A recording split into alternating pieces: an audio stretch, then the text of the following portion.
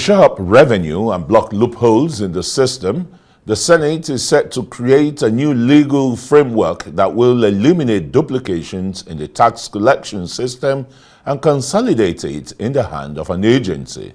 This was as the Senate said it is ready to collaborate with President Bola Tinubu to deliver his renewed Hope 8-point agenda to the Nigerian people.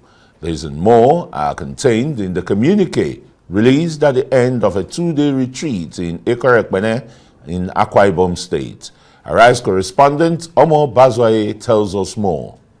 The two-day retreat for senators in the 10th National Assembly in Ikorekpene in Akwa Ibom State has come and gone, but not without far-reaching resolutions on how to rescue the Nigerian economy. Most of the discussions centered on the need to strengthen Nigeria's fiscal policy and tax reform to shore up revenue. The stakeholders also applauded the resolution on the need to review Nigeria's tax waiver policy to ensure it aligns with revenue mobilization drive of the government by making the waiver process more transparent and accountable. Look at our tax regime globally. You see that we haven't even done well in terms of tax generation. But tax is something that we have to be very careful about. It must have a human face. You don't just tax for the sake of taxing.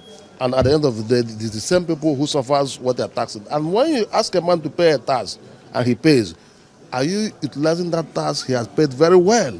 Because if you don't utilize it well, that also becomes another issue.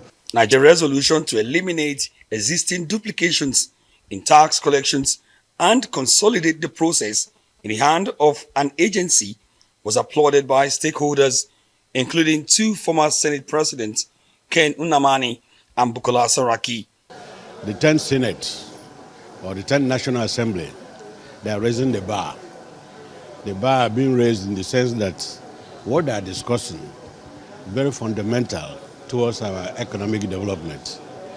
I am very, very excited about the topics being raised and the quality of participants. The senators, I didn't know that we have such brilliant set of people. What is the major issue in the country today is economy. And that's why I keep on saying that they must have an agenda that ensures that we reduce the hardship in the country, we increase revenue, we increase production, create jobs. And they must have an agenda. When they don't have an agenda, then there's no way they're going. Nigeria's economy is in dire straits with the country's currency at its lowest ebb. The Senate is worried about the free fall of the naira as it reached a resolution to frontally address the issues of exchange rate, inflation, poverty, and massive unemployment in the country. Perhaps more significantly is a resolution by the 10th Senate to work closely with the executive arm of government to enable President Bola Tinubu achieve his 8-point agenda, a move that gladdens the heart of the Chief of Staff to the President, Femi Gbajabiamila. First of all, I think we need to understand one thing in constitutional democracy. The executive and the legislature, as much as possible, should be on the same page. And I think they are on the same page. And what is that page? That page is good governance, economic advancement. I think where there is always schism is the approach to that destination. And that is why this retreat is very, very important. How do we accommodate, how do we integrate the agenda of the executive and the agenda of the legislature? Because the two will always have their agendas for the good governance of Nigeria. For many others, Nigeria cannot move forward without such collaboration between the legislature and the executive arm of government. I think we still need more engagement, and this is why the discussion should also go down the line. And I think it's important that for sustainable reform agenda, for the realization of the 8-point agenda of President Bola Ahmed Tinubu, human resource should be factored in, and this is why organized labor have to be brought on board.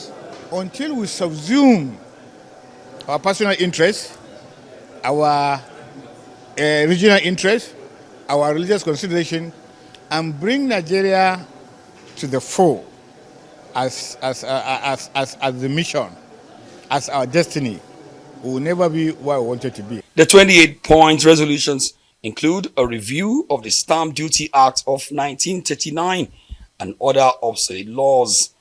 Omo Bazwai, Arise News.